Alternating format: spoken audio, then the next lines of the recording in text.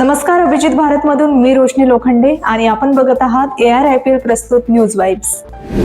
नागपुरातील गंगाबाई घाट येथील हत्ती नाला पुलाच्या दुरुस्ती आणि बांधकामाच्या कामामुळे पुलावरील सर्व प्रकारची वाहतूक 20 ऑगस्ट पर्यंत बंद ठेवण्यात येणार आहे। नागपूर महानगरपालिका आणि संबंधित बांधकाम विभागाने पुलाच्या मजबूतीकरणासाठी आणि सुरक्षिततेसाठी हे काम हाती घेतले आहे।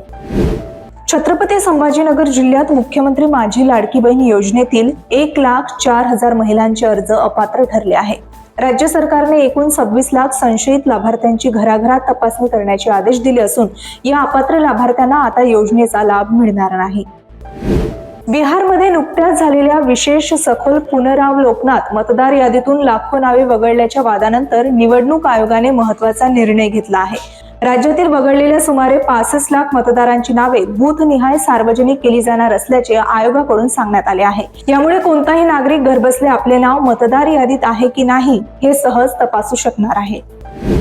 गुन्हेगारी आणि दहशतवादी कारवाया रोखण्यासाठी रशियन अधिकाऱ्यांनी व्हॉट्सअप आणि टेलिग्राम या मेसेजिंग ॲप्सवरील कॉलवर अंशतः बंदी लागू करण्याची घोषणा केली आहे।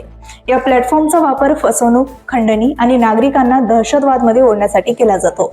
हा निर्णय इंटरनेटवरील नियंत्रण अधिक कडक करण्याच्या प्रयत्नांचा एक भाग असल्याचे अधिकाऱ्यांनी स्पष्ट केले आहे।